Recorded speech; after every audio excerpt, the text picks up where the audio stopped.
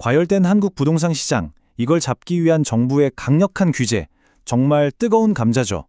오늘 우리가 함께 살펴볼 이야기는요, 이 논쟁에 대해서 아주 논란의 여지가 있는, 어쩌면 좀 급진적이기까지 한 해답을 제시하고 있습니다.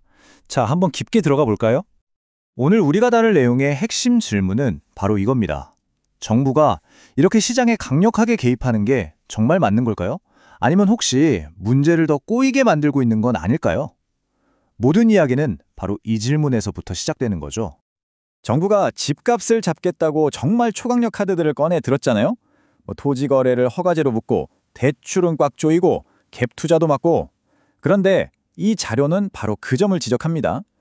그런 강력한 규제가 오히려 젊은 세대한테는 내 집 마련의 사다리를 걷어차버리고 전세 시장은 더 불안하게 만들고 결국 투기 수요가 다른 데로 옮겨가는 풍선 효과만 낳고 있다. 이렇게 아주 날카롭게 꼬집고 있어요.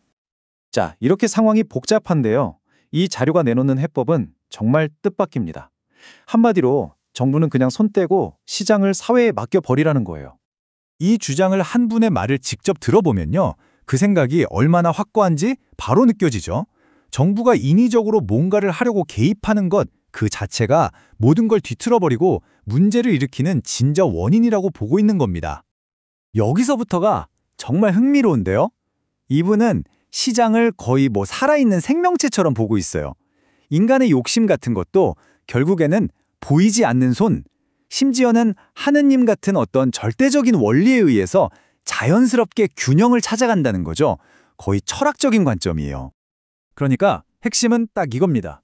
화자 입장에서는 정부의 이런 과도한 통제가 건강한 자본주의 사회의 원리랑은 완전히 부딪히는, 사실상 독재나 다름없다는 거예요.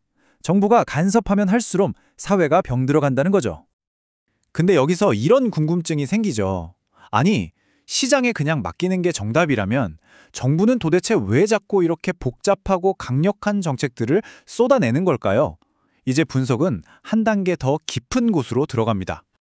화자가 지적하는 첫 번째 이유는 좀 충격적입니다.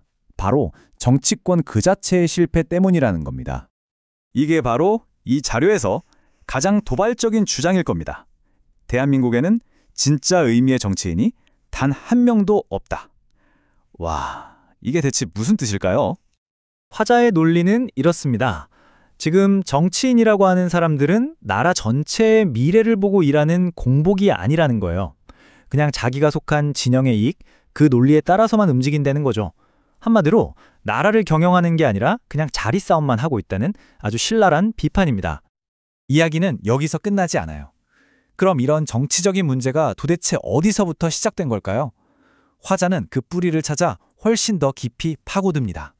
화자는 이게 단순히 지금 정치인들만의 문제가 아니라고 봐요. 훨씬 더 오래되고 아주 뿌리 깊은 시스템의 문제라는 겁니다. 여기서 정말 스케일이 커지는데요. 화자는 지금 우리가 보는 이 정치 싸움이 그냥 오늘의 문제가 아니라고 말합니다.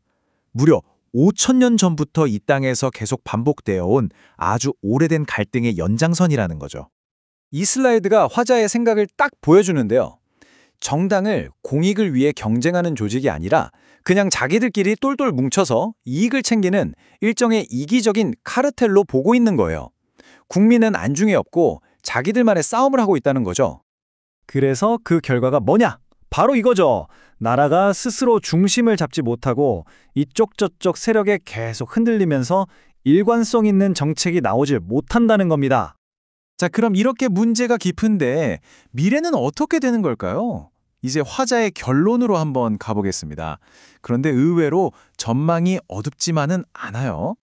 화자는 시장, 특히 이 부동산 시장을 잘못 건드리면 아주 자연스러운 정치적 대가를 치르게 된다고 믿습니다. 국민들의 삶에 직접 영향을 주는 정책이 잘못되면요, 결국 국민적인 저항에 부딪혀서 정권을 잃게 된다는 거죠.